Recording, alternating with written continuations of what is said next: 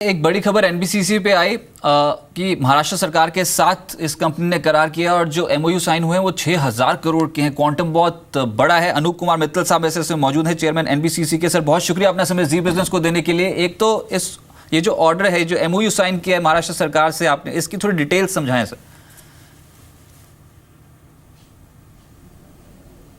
ये प्रोजेक्ट, ये घोसी खुर्द प्रोजेक्ट है, इरिगेशन प्रोजेक्ट नागपुर डिस्ट्रिक्ट के अंदर विदर्भा इरिगेशन डेवलपमेंट कॉरपोरेशन का है, जो काफ़ी समय से चल रहा था। तो उसके बैलेंस वर्क का एक एग्रीमेंट हमने आज साइन किया है। Total balance work about 6000 crore है और फर्स्ट फेज में हम 1100 करोड़ के करीब का काम करेंगे, जिसका भी अभी हमने एग्रीमेंट साइन किया है और इसे फेजेज में करेंगे और तकरीबन 3 साल के अंदर ये पूरा डैम का काम खत्म करना है हमको, जो भी बैलेंस बचा हुआ है।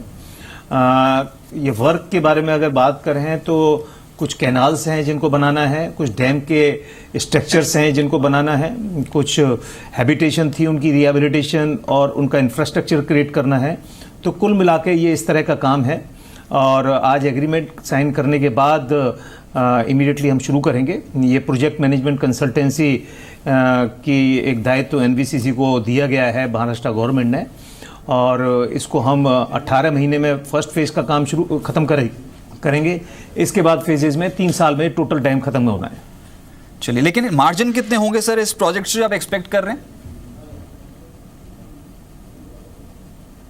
इसकी टोटल 6.5% की हमें फीस दी गई है इस प्रोजेक्ट के लिए और ये प्रोजेक्ट करीब शुरू हुआ था 20 साल पहले। ये नेशनल प्रोजेक्ट डिक्लेयर कर दिया गया है गवर्नमेंट ऑफ इंडिया ने, जिसकी फंडिंग गवर्नमेंट ऑफ इंडिया से आती है। तो अब 6000 करोड़ का बचा है, जिसके लिए एनबीसीसी को मुकर्रर किया गया है। गोइंग फॉरवर्ड भी क्या कुछ ऐसे ही प्रोजेक्ट्स और बैक कर सकते हैं कंपनी? क्या योजना है कंपनी की, स्पेशली अब इरिगेशन प्रोजेक्ट्स को लेकर? बिल्कुल, इरिगेशन प्रोजेक्ट हम पहले भी करते आ रहे हैं और इस तरह के नेचर के हम काम और जगह करते हैं। तो अब एनबीसीसी एक नए फील्ड में एंटर कर रही है और अगर वॉल्यूम देखें तो 6000 करोड़ का या इतना लार्ज वैल्यू प्रोजेक्ट इरिगेशन का कंप्लीट करना एनबीसीसी को, पब्लिक सेक्टर को। तो अब हम बाकी स्टेट्स को भी अप्रोच करेंगे और हो सकता है उनके साथ भी हम कुछ आने वाले समय में करार करेंगे। सबसे ज़्यादा आप रेवेन्यू फ्रंट पे देखिए, एग्जीक्यूशन फ्रंट पे आप कितने ऑर्डर्स डिलीवर कर लेंगे? अब कुछ नेक्स्ट अगर कुछ क्वार्टर्स की मैं बात करूं तो कितना रेवेन्यू विजिबिलिटी आप समझ रहे हैं? अगर कुछ गाइडेंस देना चाहें कंपनी के बारे में तो। देखिए, जैसे इस काम की ही अगर यहाँ से बात शुरू करूँ मैं, तो ये वर्क अगले फर्स्ट क्वार्टर और सेकंड क्वार्टर में फिजिकली स्टार्ट हो जाएगा, क्योंकि ऑलरेडी वहाँ वर्क स्टार्ट हो चुका है, डिज़ाइन तैयार है और 18 महीने में करना है। तो इसकी आप सोच सकते हैं कि रेवेन्यू बुकिंग अगले फाइनेंशियल ईयर 18 से शुरू हो जाएगी। और इसी तरह से जो हमारी ऑर्डर बुक चल रही है, जिसको हम कहते हैं 80,000 करोड़ के करीब है, तो उसके मेजर कुछ काम इस फाइनेंशियल ईयर में 18 में शुरू होंगे, टेंडर स्टेज पे आ चुके हैं। तो 18 ऑनवर्ड्स अगले 4-5 साल आप देखेंगे कि ये प्रोग्रेस मल्टीप्लाई होती जाएगी जहाँ तक एग्जीक्यूशन की बात है। ये ओवरसीज प्रोजेक्ट्स का कितना कंट्रीब्यूशन है टोटल रेवेन्यूज में? क्योंकि अभी थोड़े दिनों पहले मॉरिशस के साथ भी आपका टाई अप हुआ है, वहाँ से भी आपने एक बड़ा ऑर्डर बैक किया सर। देखिए, अभी फिलहाल जो ओवरसीज में हमारी ऑपरेशन है 4-5 कंट्रीज में है, तो रेवेन्यू बहुत ज़्यादा नहीं आती है। लेकिन अब जिस तरह से हमने मॉरिशस में एक एग्रीमेंट साइन किया है, उसको शुरू करेंगे। 1-2 और प्रोजेक्ट लाइंड अप है मॉरिशस में ही, जो आने वाले समय में हो सकता है अगले 15 से 30 दिन के अंदर आप सुने कि एक एग्रीमेंट और करेंगे। तो अब रेवेन्यू आनी शुरू होगी ज़्यादा तरीके से और अब हम थोड़ा सा एग्रेसिव भी हो रहे हैं, और ख़ासकर उन प्रोजेक्ट्स में जिसमें गवर्नमेंट ऑफ इंडिया का लाइन ऑफ क्रेडिट जाता है कुछ देशों में, या ग्रांट के थ्रू कुछ मदद जाती है। तो उन प्रोजेक्ट्स को टारगेट हम लोग कर रहे हैं और कोशिश करेंगे कि अगर ये ठीक चला तो एक सब्सिडी अलग से खोलेंगे, एनबीसीसी इंटरनेशनल, एनबीसीसी विदेश के नाम से या किसी तरह समझिए। तो अब हमारा फोकस रहेगा कि बाहर के प्रोजेक्ट्स को भी टारगेट करें।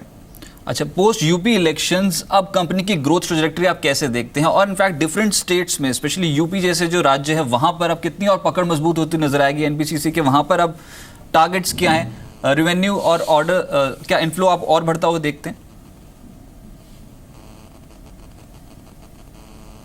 देखिए, क्वांटम तो मैं नहीं बता पाऊंगा, लेकिन डेफिनेटली नई सरकार वहाँ आ रही है और एक मैंडेट के साथ आई है, इतने ह्यूज मैंडेट के साथ, और सिनर्जी है सेंट्रल गवर्नमेंट के साथ। तो क्योंकि सेंट्रल पीएसयू है तो हमारा टारगेट रहेगा यूपी के अंदर और कामों को लेने के लिए, और अगले 5 साल में कोशिश करेंगे जितने बड़े प्रोजेक्ट हम यूपी में ले सकते हैं, क्योंकि यूपी इतना बड़ा प्रदेश है कि बहुत प्रोजेक्ट्स हैं वहाँ। अभी तक हम लोग बहुत ज़्यादा काम नहीं करते थे इनस्टेबिलिटी की वजह से, तो अब इसको शुरू करेंगे और मुझे उम्मीद है कि आने वाले 1 साल के अंदर कुछ बड़े बड़े प्रोजेक्ट्स हमें मिलेंगे वहाँ। बहुत शुक्रिया सर आपको मेरे साथ जुड़ने के लिए, और ये जो आपको ऑर्डर्स मिले हैं इस पे बात करने के लिए बहुत बहुत शुक्रिया। तो पैन इंडिया प्रेजेंस कंपनी अब अपनी जो रीच है वो अलग अलग राज्यों में बढ़ाने की कोशिश करेगी, और खासतौर से इंटरनेशनल ऑर्डर जैसे बात कर रहे थे, मॉरिशस सरकार यहाँ से एक बड़ा ऑर्डर मिलता हुआ नजर आया हाल फिलहाल में कंपनी को। और सबसे बड़ी खबर तो ये है कि 6000 करोड़ के MOU साइन कर लिए महाराष्ट्र सरकार के साथ। बड़ी खबर NBCC को जो गोइंग फॉरवर्ड भी ड्राइव कर सकती है। अब रेवेन्यू और स्केल्स ऑफ ऑपरेशंस बहुत स्ट्रांग होते चले जा रहे हैं इस पर्टिकुलर कंपनी के, ऑर्डर बुक बहुत हैवी है। नितिन जी, आपसे बात हो रही थी कुछ स्टॉक फ्यूचर्स पे सर, और अदानी पोर्ट्स आपने चुना। बैंकिंग सेक्टर पे कोई स्टॉक पसंद है क्या अभी?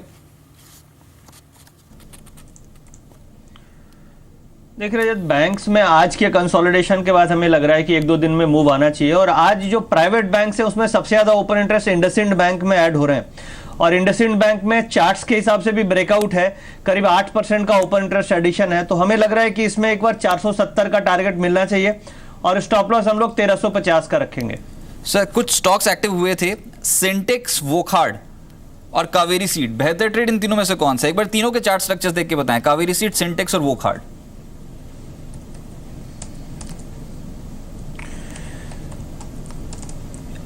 देखिए, अगर इनफैक्ट देखा जाए तो तीनों के स्ट्रक्चर पॉजिटिव हैं, कावेरी सीड, वोखार्ड और सिंटेक्स। मगर अगर मुझे तीनों में एक शेयर लेना होगा तो कावेरी सीड तीनों में सबसे बेहतर है, क्योंकि इसके overall long term chart pattern अच्छे हैं। स्टॉप लॉस इसका मुझे मिल रहा है करीब 525 रुपए के आसपास, और टारगेट 555-560 का मिलता है। बट अगर आपके पास सिंटेक्स भी है तो उसको भी होल्ड करना चाहिए, यहाँ से 3-4% की रिटर्न उसमें भी मिलेगी।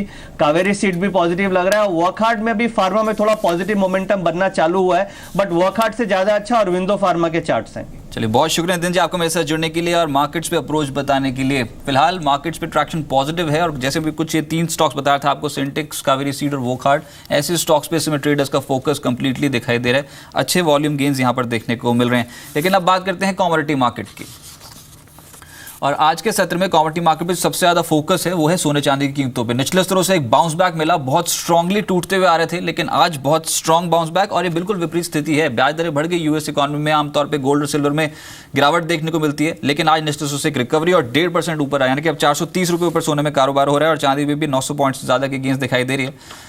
केडिया कमोडिटी से राय पूछी तो उन्होंने सोने पे खरीदारी की सलाह दी है। अप्रैल वायदा खरीदें, 28,650 के टारगेट रहेंगे, 28,150 का एक स्टॉप लॉस फॉलो करना होगा। सिल्वर यहां पर भी खरीदारी की राय रहेगी, मई वायदा खरीदें, 41,350 के टारगेट के लिए आप खरीदारी कर सकते हैं, 40,500 का एक स्टॉप लॉस इस पर्टिकुलर ट्रेड पे लगाना होगा। इसके अलावा क्रूड यहां पर आज 1.25% के आसपास के गेंस दिखाई दे रहे हैं, लेकिन निचले स्तरों से खरीदारी बढ़ी है और ये भी ओवरसोल्ड टेरिटरी से पलटने की कोशिश कर रहा है। 32.60 का नेक्स्ट पॉसिबल टारगेट, क्रूड मार्च वायदा खरीदें। केडिया कमोडिटी मानता है 3,170 का एक स्टॉप लॉस इस पर्टिकुलर ट्रेड के लिए आपको लगाना है।